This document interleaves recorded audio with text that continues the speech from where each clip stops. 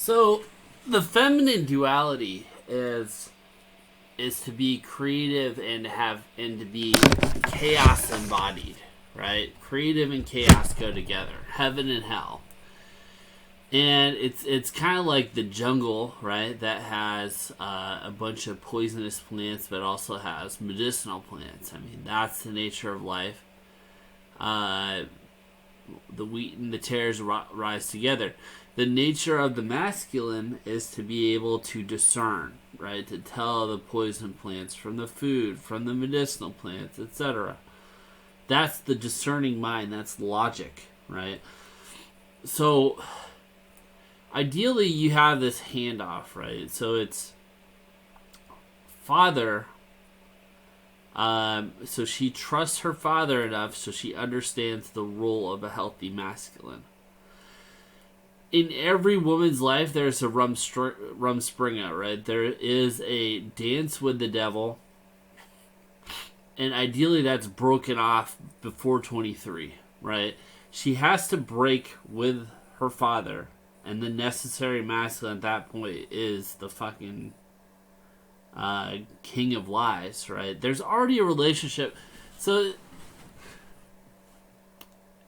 it's a natural extension, but the natural course. That's why there's Rumspringa in the Amish, right? There's a natural course is to break with that dance, right? If you're on a healthy path, you're breaking with that dance because you're shifting from husband to your own agency, or father to your own agency to husband.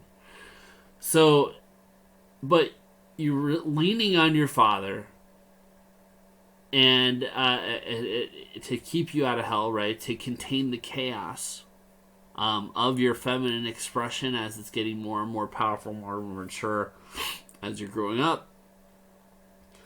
And then you're on a kind of a spiral staircase. So you start out with the father, you dance with the devil, and marry the husband, right? It's a spiral staircase. It's similar to your father's energetic exchange, but on a higher, deeper level.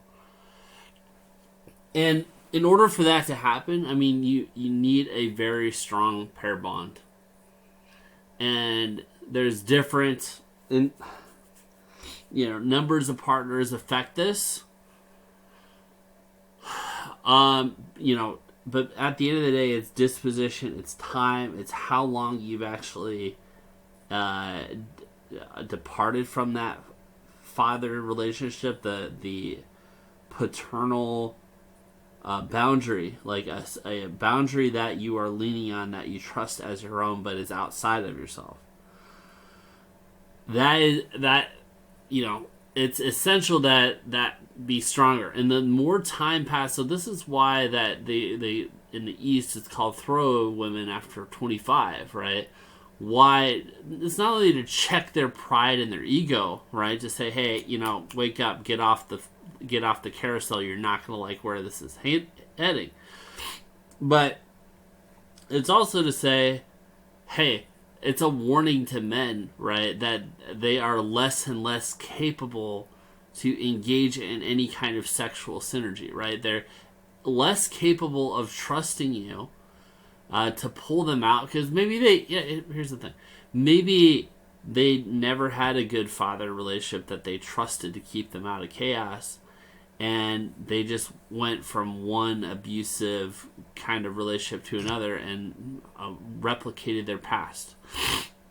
So at the end of the day, I mean, they may be incapable of understanding this power of the counterbalance, and you kind of have to see it for what it is. I mean, people, like, you can only balance somebody that wants to be balanced, right? Or aware that balance even exists. And that takes a hell of a lot of trust. You have to trust somebody external to yourself, as part of yourself, to allow for the synergy, right? So once The masculine enters the frame, and you now have discernment. You have a dictionary that allows you to discern poison from food, from medicine, right? That takes a lot of trust to know that that exists, but also that's what unlocks the rainforest, right? And, we're kind of a failure to thrive society, right? In majority cases, I think we're at like 90% unhappy marriages after 10 years. Why is that? Well, it's because that synergy isn't happening in the vast majority of cases. 50% total failure. We have lost our way. Let's just be real. Well, shit. There it is, folks. Hey, but you could be part of that 10%. Get it!